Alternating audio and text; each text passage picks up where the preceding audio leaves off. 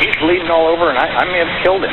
My daughter's husband, my son-in-law, got in a fight with my daughter. I intervened, and I think he's in bad shape. Former FBI agent Tom Martins making this call to 911 in the early hours of August 2nd, 2015, from the North Carolina home of his daughter Molly and son-in-law Jason Corbett. She is a former model, her father a former FBI agent, and this morning both are charged with murdering her husband.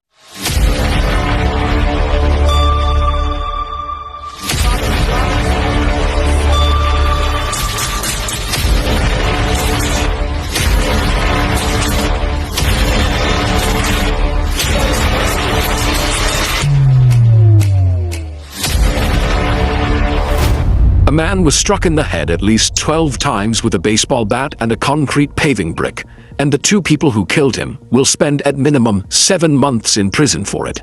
That is not a misstatement of the facts. Jason Corbett was beaten so severely that the pathologist who examined his body could not count the blows because the skull was too shattered to be read. The people who delivered those blows were his wife and her father.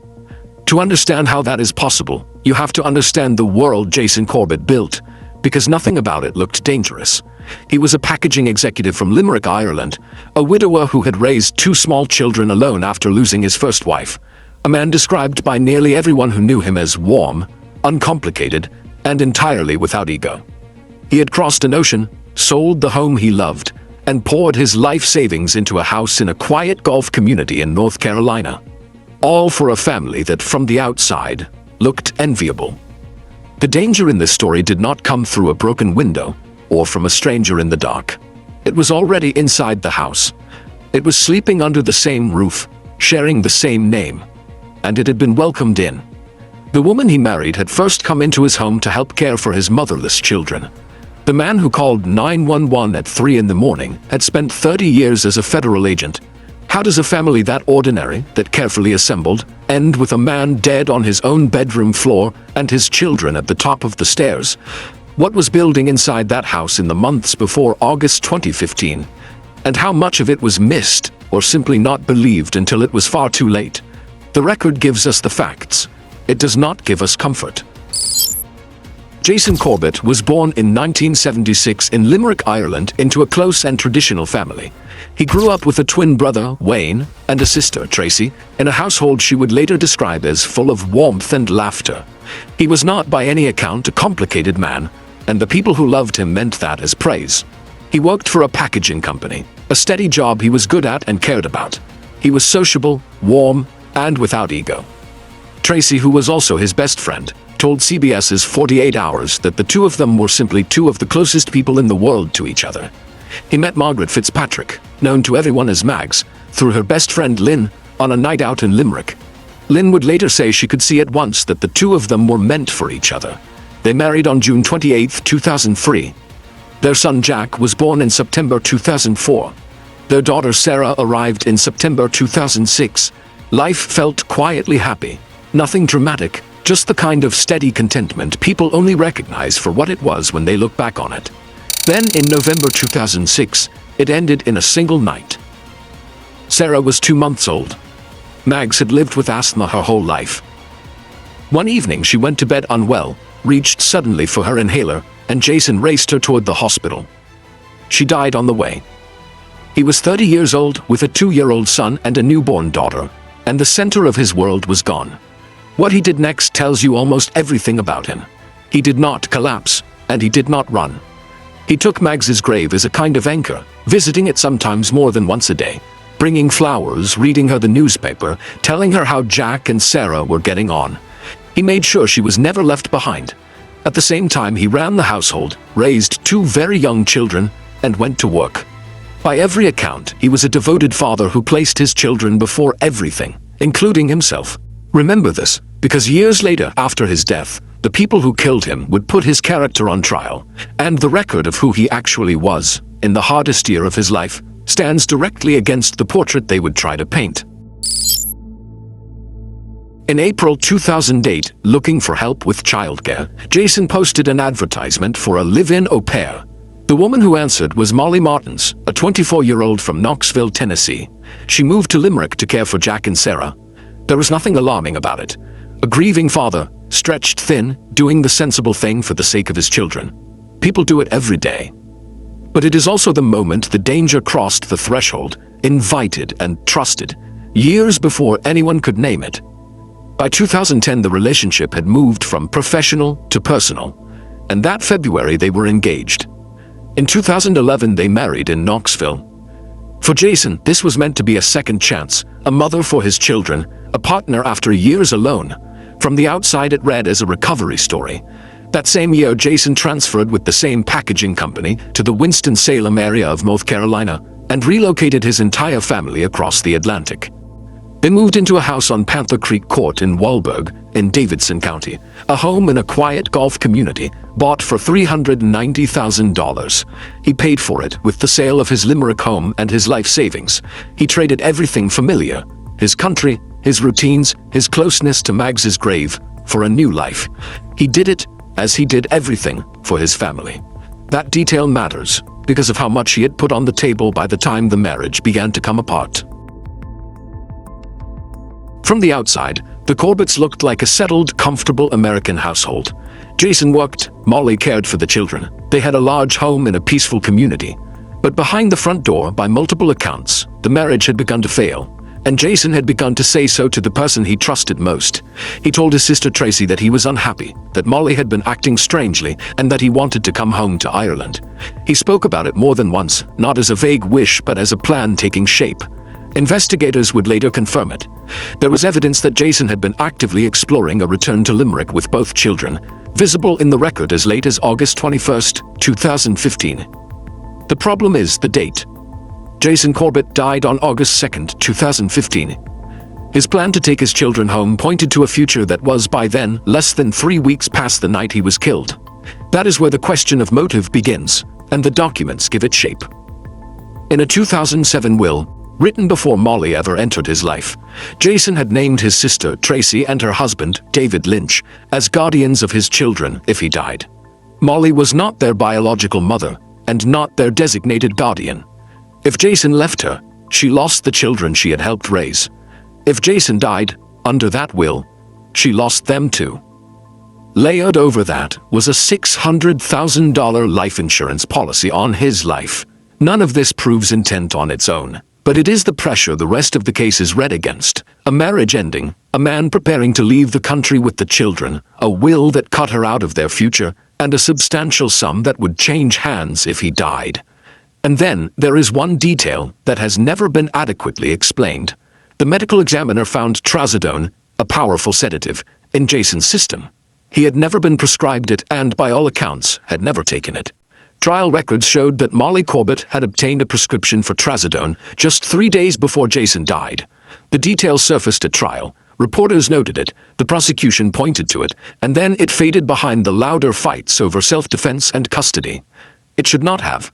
A wife obtained a sedative, and 3 days later her husband, who had never taken the drug, was dead with that same sedative in his blood. No one has ever fully explained how it got there. On the evening of Saturday, August 1, 2015, Molly's parents, Thomas Martins and his wife Sharon, arrived at the home in Wahlberg for a visit.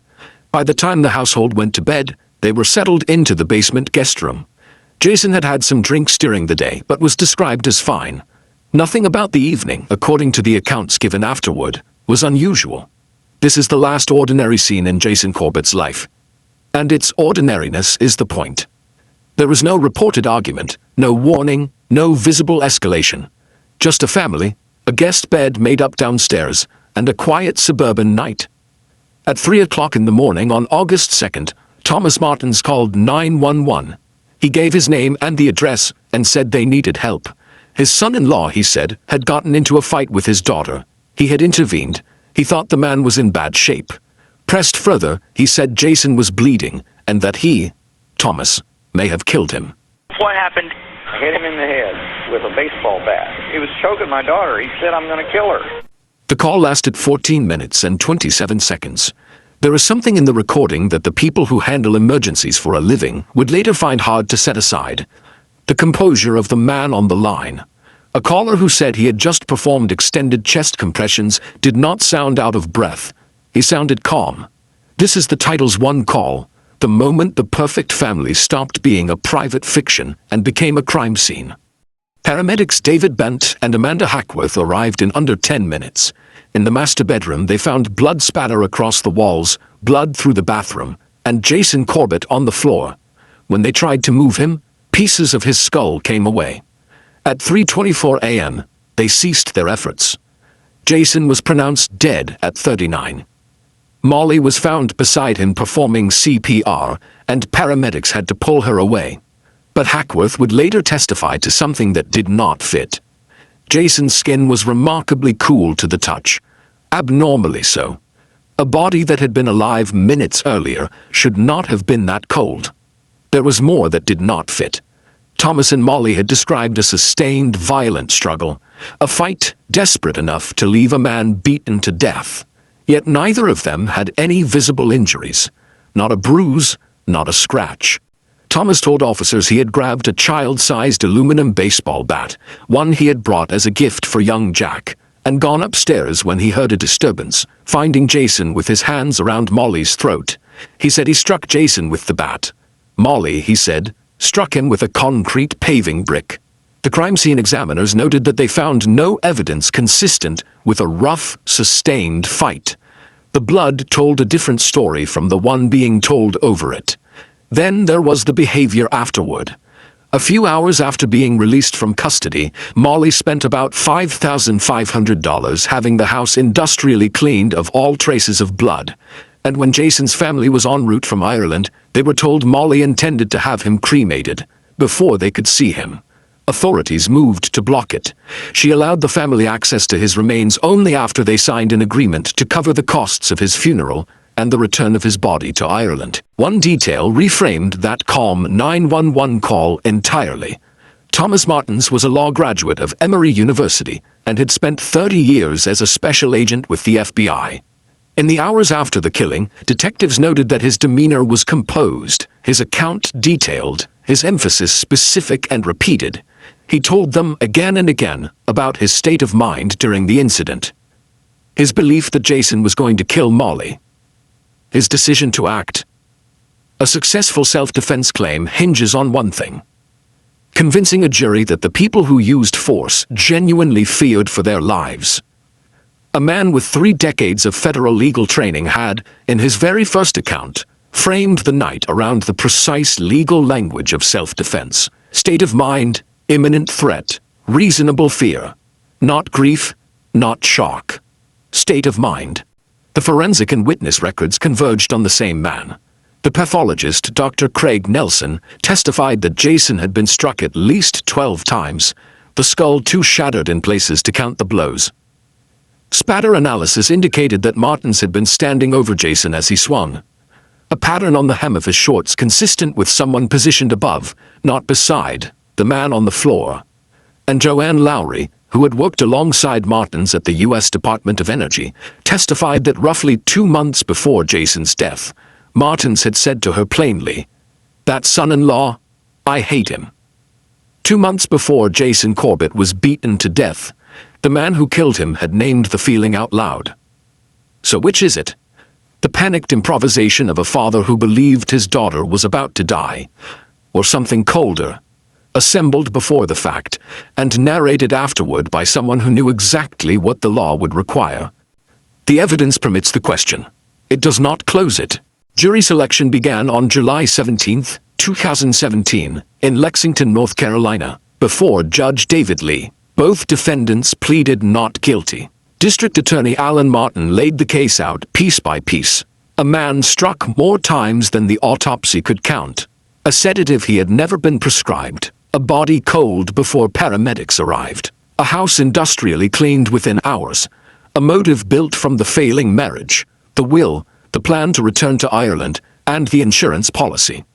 The defense argued self-defense, describing years of what they called Jason's unpredictable behavior and playing a recording, taken secretly 5 months before his death, of him shouting at Molly, with the children audible, asking their parents not to fight. On August 9, 2017, After deliberating about 3.5 hours over 2 days, the jury found both Molly Corbett and Thomas Martins guilty of second-degree murder. Judge Lee sentenced each to between 20 and 25 years. The foreman, Tom Olin, said the jury had been immediately unanimous on Martins.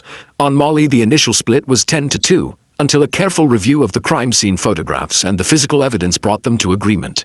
He spoke without triumph. "There are no winners in this case," he said. "Everyone loses." The conviction did not hold. The appeal centered on a single ruling. Judge Lee had excluded statements that Jack and Sarah Corbett, 11 and 8 when their father died, had given to police. The defense argued that the exclusion denied them a fair trial. In 2020, the Court of Appeals agreed, and in March 2021, the North Carolina Supreme Court affirmed by a vote of 4-3. The convictions were vacated, and here the record turns devastating. Years later, old enough to speak for themselves, Jack and Sarah testified that Molly, their stepmother and legal guardian at the time, had manipulated what they told police. In her 2023 victim impact statement, Sarah described years of therapy over how her childhood words had been twisted in a courtroom to help the people who killed her father walk free. The children's own statements, meant to be protected, became the legal hinge that reduced the sentence. A retrial was scheduled, then never held. In October 2023, Thomas Martins pleaded guilty, and Molly Corbett pleaded no contest to voluntary manslaughter. The second-degree murder charges were dropped. Each was sentenced to a minimum of 4 years and 3 months, and given credit for the 3 years and 8 months already served. The minimum remaining was 7 months.